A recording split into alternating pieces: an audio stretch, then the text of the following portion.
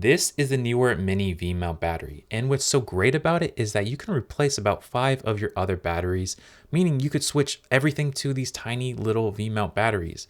So let's talk about why they're different from traditional batteries, talk about some of its uses, and later we'll compare it to the SmallRig brand to see which one you should buy. So Neewer does sell some other V-mount batteries that are a little bit more capacity and are actually cheaper, but what I like about these new ones is that these are so smart. They have 4 different ports for charging multiple of devices. So you have an 8 volt and 12 volt DC outputs.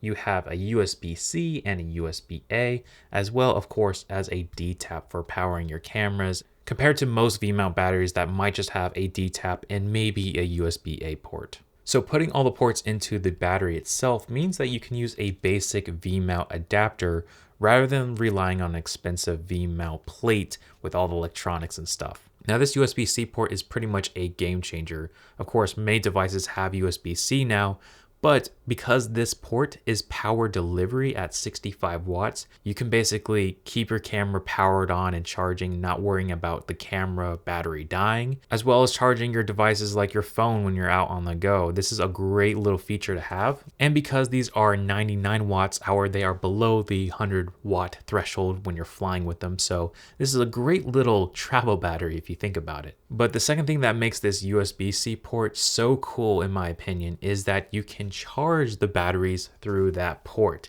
That is so amazing because if you want to charge a traditional V-mount battery, either you have to bring this huge honkin' V-mount charger to charge multiple of them, or you have to bring a D-tap port, and that's just not super convenient. Now, if you want to know the different specs and ratings for the inputs and outputs on this battery, then I have listed everything right here on the screen. You can click pause if you want to. Now moving our attention to the front of the battery, if we press down on this power button, it brings us to a screen that shows us how full the battery is and whether or not which ports are being used. So for example, if I plug in my phone to the V-mount battery, it will start to say that it's drawing 5 volts from that USB-C port. That's definitely a nice reassurance when using these batteries. And that brings me to the safety of these batteries. This has some great over and under voltage protection built into the battery itself. So for example, I plug this into my Aperture 120D, so it pulls 120-ish watts, and this is a 99 watt hour battery. So when I had this powering light, it had a flashing OP signal, which just basically means that it was drawing too much from the battery. However, it was actually still running with the battery, and it lasted for about 33 minutes before the battery decided to shut itself off. And that feature alone is so convenient to have because when I'm on set, the last thing I'm thinking of is, oh, is this going to work with the light or whatnot? To have something that not only protects your gear, but the battery itself is just so nice. Moving on to battery life, I decided to test this battery with using one of Neewer's lights they just came out with, the MS60C. So a 60 watt RGB light, super nice, super convenient. And with the use of a D-tap cable, I was able to plug it into that RGB light and I ran it at 5600 Kelvin at 100%. And this 99 watt hour battery lasted just a little over 2 hours, which is pretty solid in my opinion. And so pairing a V-mount battery with your LED lights is just another way to make your kit even more versatile. Like I mentioned at the beginning of the video, this battery can truly replace about 5 other batteries, and honestly, even more than that. It can power your camera, your monitor, your lights, audio recorders, your phone, so you can very much replace a lot of your different gear with a V-mount battery such as this.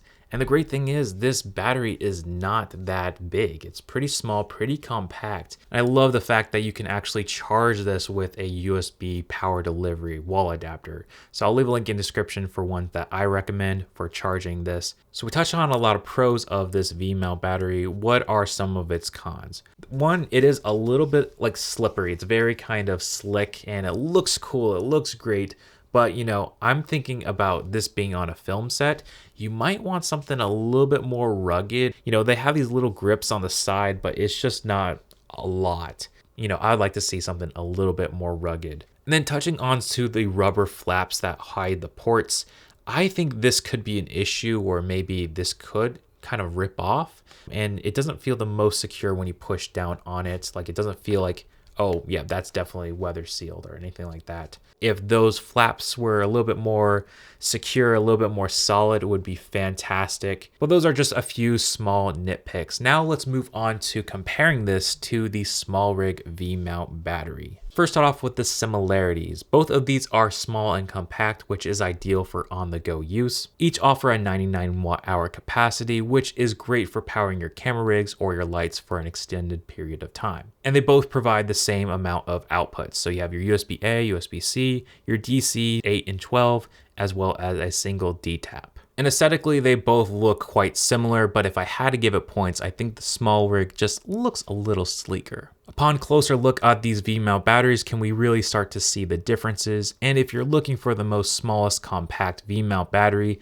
then you would have to give points to the SmallRig because it is a little bit shorter and a little bit skinnier than the Neewer. And flipping around to the backside of the V-mounts, we see that on the SmallRig, there is a convenient 3/8 and 1/4 20 mounting threads. So this adds to the versatility of how you want to mount this battery. And when testing these both side by side, I did notice that the SmallRig's battery life lasted just a little bit longer in most of my tests. And another difference between these two V-mount batteries is that the Neewer right now only sells a 99 watt-hour battery.